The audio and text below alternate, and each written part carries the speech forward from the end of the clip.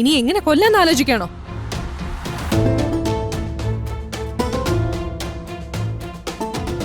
കൊല്ലാനോ? അതും ഇവനെ? ഞാൻ എന്തിനാ കൊല്ലുന്നത്? അല്ലെങ്കിൽ തന്നെ ഈ പൃഥ്വി ആലോചിച്ച് കൊല്ലാൻ മാത്രം ഇവൻ ആരാ? ആ കിരണിനെയും ദുർഗയും മഹിയേട്ടനും പൂർണിമയും എന്തിനാ ഇങ്ങനെ സപ്പോർട്ട് ചെയ്യുന്നെന്ന് ചോദിച്ചു മനസ്സിലാക്കണം.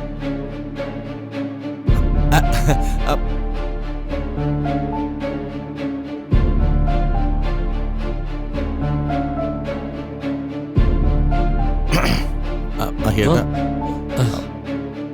പല കാര്യങ്ങളും ഇപ്പൊ സംസാരിക്കുന്ന മഹിയേട്ടനും പൂർണിമയും തമ്മിലാണല്ലോ. എന്റെ അടുത്തൊന്നും പറയാറോ ഞാനൊന്നും അറിയാറോ പോലും ഇല്ല. എന്താടാ ഇത്? ഇരിക്ക്. നീ എന്തൊക്കെയാ സഹദേവ ഈ പറയുന്നത്? ഇതൊക്കെ നിന്റെ വെറും തോന്നലുകളാണ്. പിന്നെ എന്റെയും നിന്റെയും തിരക്കുകൾ കാരണം പഴയതുപോലെ ഇരുന്ന് സംസാരിക്കുന്നില്ല എന്ന് മാത്രമല്ലേ ഉള്ളൂ. അങ്ങനെയാണെങ്കിൽ സാരമില്ല ഏട്ടാ. ഏട്ടനറിയാലോ, ഏട്ടൻ എന്റെ മനസ്സിലെ ഒരു ചേട്ടൻ എന്നതിലുപരി ഒരു അച്ഛന്റെ സ്ഥാനമാണ്. എടാ, അതുകൊണ്ട് തന്നെ ഏട്ടൻ എന്റെ അടുത്ത് നിന്ന് അകലുന്നതും ഏട്ടൻ എന്റെ അടുത്ത് നിന്ന് ഓരോന്നും മറച്ചു വെക്കുന്നതും ഒന്നും എനിക്ക് സഹിക്കാൻ പറ്റുന്നില്ല. നീ അങ്ങനെയൊന്നും ഇല്ല സഹദേവ.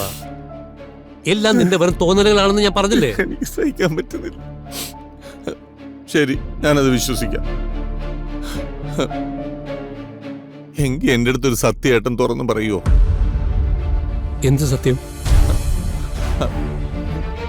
ചോദിക്കട്ടെ. ചോദിക്ക. ആ ദുർഗയും കിരണുമായിട്ട് ഏട്ടൻ എന്തോ ബന്ധം?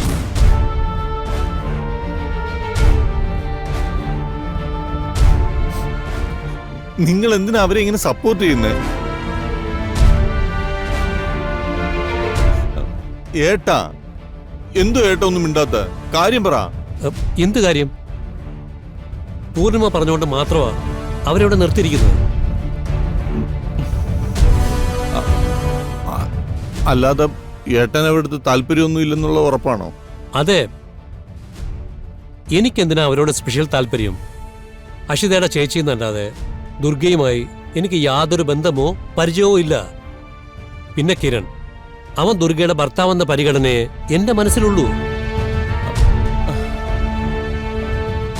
ഏട്ടാ, അഷിത അതിന് ദുർഗയെ ചേച്ചിയായിട്ട് കാണുന്നില്ലല്ലോ.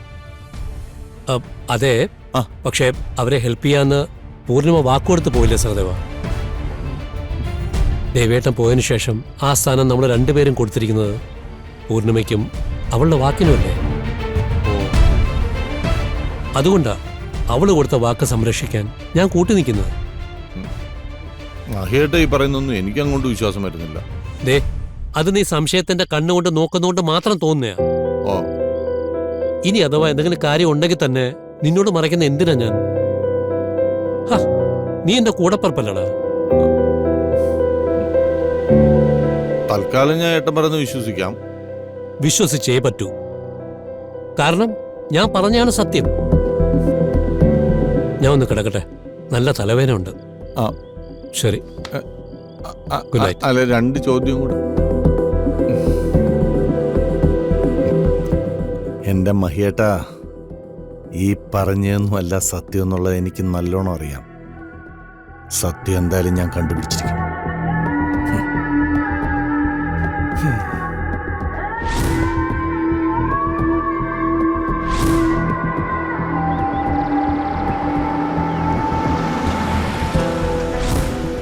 കിരൺ, പതിയെ പതിയെ, സൂക്ഷിച്ച് പതിയെ. നിങ്ങൾ എത്തിയോ? വേദനയൊക്കെ കുറവുണ്ടോ? ഇപ്പൊ എങ്ങനെയുണ്ട്? കുഴപ്പമില്ല. നിങ്ങൾ എന്നാ റൂമിലേക്ക് ചെല്ല്, പോയി റെസ്റ്റ് എടുക്ക. ശരി, വാ കിരൺ, പതിയെ.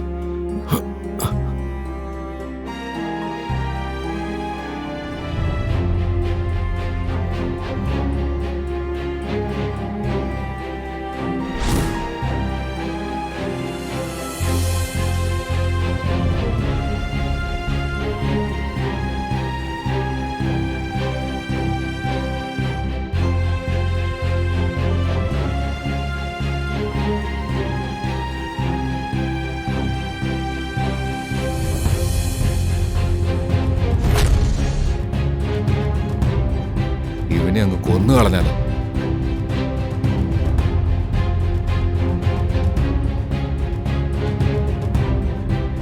ശ്ശേ.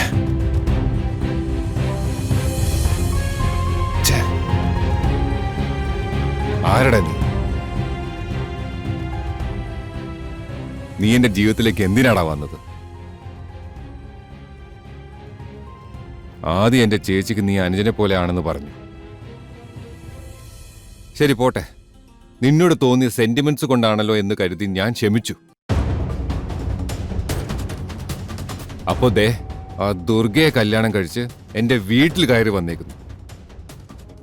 വേറെ വഴിയില്ലാതെ നിന്നെ അവളെ ഇവിടെ താമസിക്കാൻ ഞാൻ സമ്മതിച്ചു. അന്നേരം നീ എന്റെ അച്ഛനെ കയറി അച്ഛാന്ന് വിളിച്ചു. അന്നു മുതൽ നിന്നെ കൊന്നുകളയാനുള്ള ദേഷ്യം എനിക്കുണ്ട്. ഏതെങ്കിലും വഴി നിന്നെ ഇവിടുന്ന് ഓടിക്കാൻ നോക്കുമ്പോ അതൊക്കെ എനിക്കെതിരെ തിരിഞ്ഞു വന്നു. അല്ല, നീയും അവളും കൂടി അങ്ങനെ ആക്കി മാറ്റും. അതുകൊണ്ട് നിന്നെ ജീവിക്കാൻ വിട്ടാ അതെനിക്ക് ദോഷമാകുമെന്ന് മനസ്സിലാക്കി എന്നേക്കുമായി ഈ ഭൂമിയിൽ നിന്ന് പറഞ്ഞുവിടാൻ നോക്കിയത്. പക്ഷേ അതിലും നീ രക്ഷപ്പെട്ടു. വീണ്ടും എന്റെ വീട്ടിൽ വന്ന് ഈ കിടപ്പ് കിടക്കുന്നു അല്ലേ? നിന്നെ ഞാൻ വെറുതെ വിടില്ല. ഈ വീട്ടിൽ നിന്റെ സുഖവാസം ഞാൻ അവസാനിപ്പിക്കും.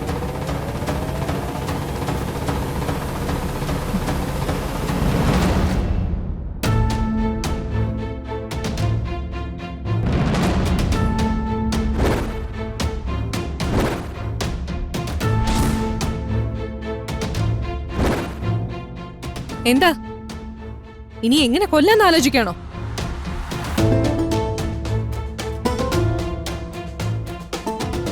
കൊല്ലാനോ? അതും ഇവനെ? ഞാൻ നിന്നെ കൊല്ലുന്നു.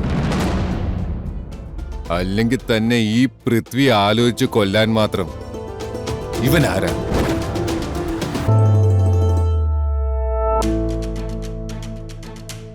നിനക്ക് നിന്റെ കെട്ടിയോ വലിയ സംഭവമായിരിക്കും.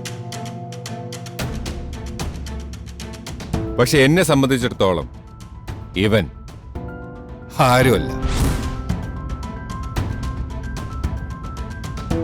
ഈ പൃഥ്വിക്ക് ഓപ്പോസിറ്റ് വരണമെങ്കിൽ അതിനൊരു മിനിമം സ്റ്റാറ്റസ് വേണം. പിന്നെ ഞാൻ ഇവനെ കൊല്ലാൻ തീരുമാനിച്ച